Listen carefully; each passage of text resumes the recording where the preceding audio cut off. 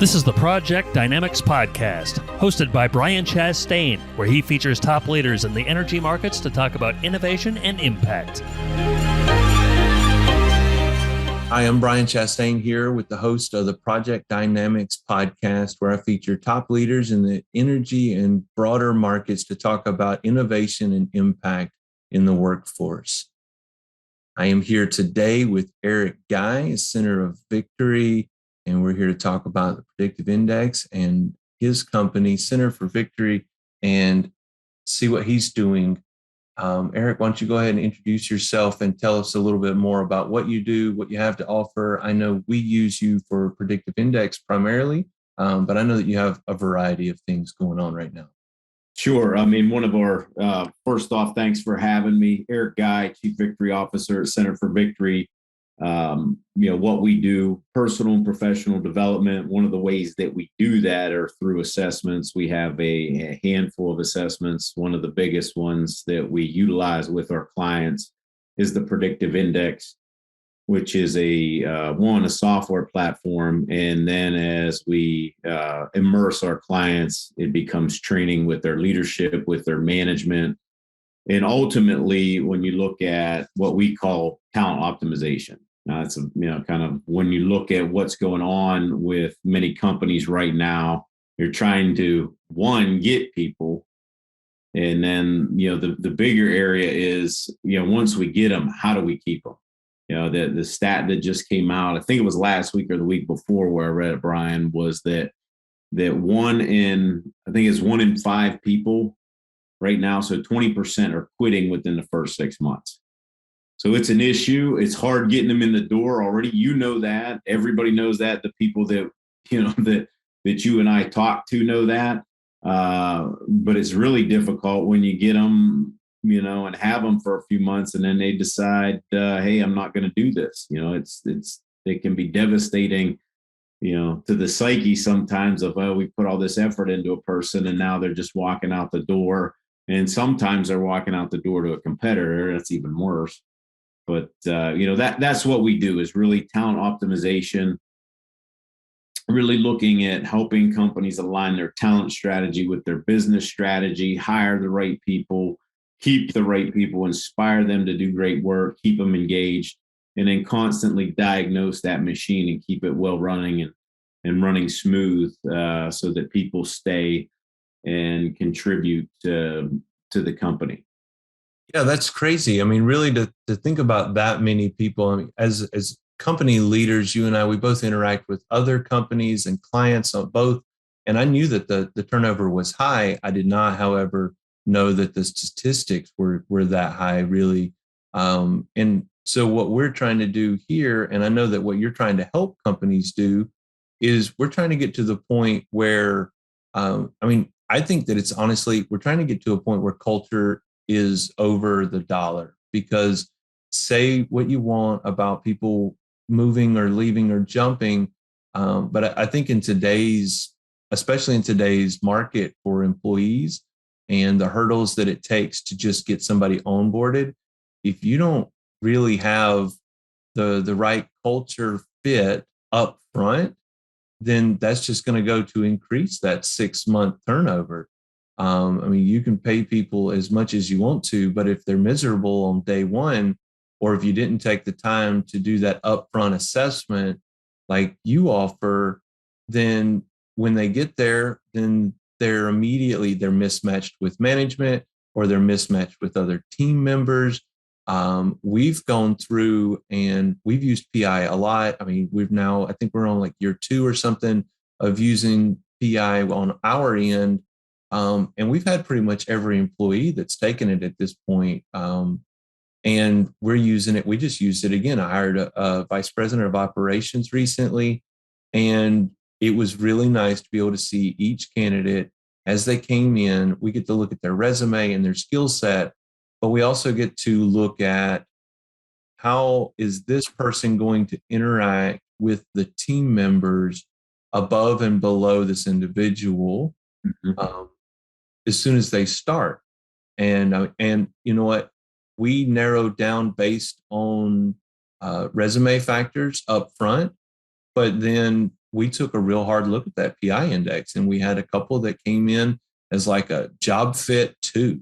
Well, clearly that's probably not going to be an ideal situation. And the candidate that we did hire ended up being a job match, a 9 out of 10 of all the markers across. So, I mean, can you talk a little bit more about the predictive index and really how that goes? We love it because you can do it in about 20 minutes. I mean, some of these tests are 2-3 hours that I've had to take, and that for my attention span, that it's too much.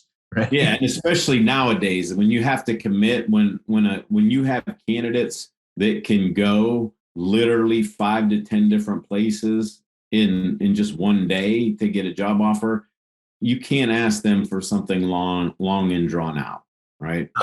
Nobody's going to do it, right? Like nobody's going to sit there for 3 hours and then they feel like they're begging for the job, or they're on the stand like under interrogation or something. It's crazy. And then the other thing is, some assessments do, we equip our companies to be able to read these analytics themselves and get educated around them. Obviously, we're sitting on the bench helping them out, but it has to be quick. If you're bringing people in, you have to, be able to administer this quick, get them in quick, interview quick, make sure that process goes quick from the moment they come in the door or contact to the moment you kind of shake their hand and give them the job offer. But with Predictive Index, I mean, the 4 main factors, and it's just not with Predictive Index, but across the board in companies, the 4 main factors that lead to that disengagement and out are job fit. So when I don't fit the role, it's not good for the person, it's not good for the company. The second piece is the manager, right? The manager doesn't understand the person or persons. The third is team. And then that rolls into what you were just talking about as culture. Those are the 4 main factors. They're not all the factors, but those are the 4 main top factors that contribute to disengagement. What we say the difference between I have to come to work and I get to come to work. Like when you have people that are motivated, that have that, I get to do this. It's not hard to get there on time. It's not hard to go a little extra. It's not hard to work a little bit more. And I don't think it's a generation thing. I really don't. We years ago, we started off on the millennials. Now we're hard on, the next generation with the Z's and my kids, right? Yeah. I have 2 go-getters that are they graduated in May. I mean, here we are, the 1st of July. They both have jobs, both wanting to get after it. And I see a lot of other, I don't want to use the word kids now, but young professionals that really want to dig in. But they want those things. They want to fit. They want a good manager. They don't want a dud, right? And there's a lot of dud managers out there. They want to be part of a team and they want to love that culture. So yeah. I mean, that you said it right there. I mean, people want to be engaged. And I mean, our workforce spreads. We've got individuals that work for us on our end that are early 20s all the way. I mean, I've got an individual that's, mid 70s. So this is not a generational thing. I think that it's more of an eye-opening. And the technology and the services, both that your company, Center for Victory, is bringing to the table is helping people like me and many other leaders and middle managers and even supervisors at a lower level better engage and interact.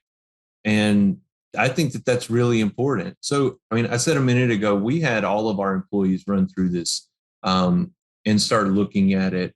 Have you had similar experiences with other companies where they stick strictly to management, or is this across the board? I mean, is there any limits for a potential user of PI or any of your services that says, oh, well, maybe somebody said, I can't do that because of my employees don't interact at that level or anything? I mean, I would find it hard for that to be a reason, but I mean, what would you say to something like that? Some people do use that as a reason. I will say, I can only think of 2 of our clients. So you're looking at less than 1% of our clients only use it for management. No. See, So, I mean, and that's what I would have thought, right? I mean, using it for your managers, that's like making sure you got tires but no steering wheel on your car almost. I mean, you got to make sure that the whole team fits. I mean, just because your management team fits, that's fantastic. But what about the people they're managing, right? well, and those people that you're managing are the face of the company, They are. right? Nobody sees you a lot, maybe behind the scenes, right? As you know, as the leader, they see your frontline workers all the time, and that's your brand, and that's your culture. And when people see that and that's bad, that's directly attributed to how we're managing people and not doing those things with folks to make sure they're in the right roles and doing that. But when we make sure that those fit, they become your brand ambassadors, right? And they become those champions that people say, hey, that's a good company to work for. Or I've seen that employee. I walked, a person that we know. I walked into one of his places. He uses it, and I mean, I had the best customer experience as soon as I walked in the door, and that's how it's supposed to be, right? It wasn't like nobody make eye contact with me, nobody addressed me. As soon as I walked in that door of his place, I was greeted. Hey, how's it going? Is there anything I can help you with, sir? I was like, wow. I mean, literally, as soon as I pulled that door back, this person was on it, but it left me with a good feeling, right? Well, And then and go back. yeah, and I mean, that's really what you want. You want a good feeling. You want a good feeling for your clients, potential clients, just the generalized public. I mean, somebody may never buy one of your services, but having that team that is, well, here's what we've used and kind of adopted around our office and our workforce is we want team members that are engaged and accountable. That's what we're looking for. And the way that you get people that are engaged and accountable is you put the right people in the right seats. You give them the right job. You give them the right team members. They may be amazing at doing a task, but you can move them to one different team and triple their level of fulfillment and productivity, both because now they feel like they are actually engaging. And then they're more likely to be accountable because they want to help that team succeed. And I mean, that's what it's about. And that's what we try to tell our clients the same thing. It's like, it doesn't matter to us if you buy from me or not at the end of the day. I want to make sure that we provided a service. I want to make sure that we provided a good impression so that the next time you still give us a call because we're all in this for that second, third, or fifth callback. And you can't get those callbacks down the road. You can't get employee referrals. I mean, good grief, half my workforce came from employee referrals. So you can't, you know what I mean? Nobody's going to want to refer their friend to come work there if they're miserable every day. Try growing your workforce if Glassdoor's got a bad review on you or something because you paired up with the wrong team members. So, yeah, no, I think that's absolutely great.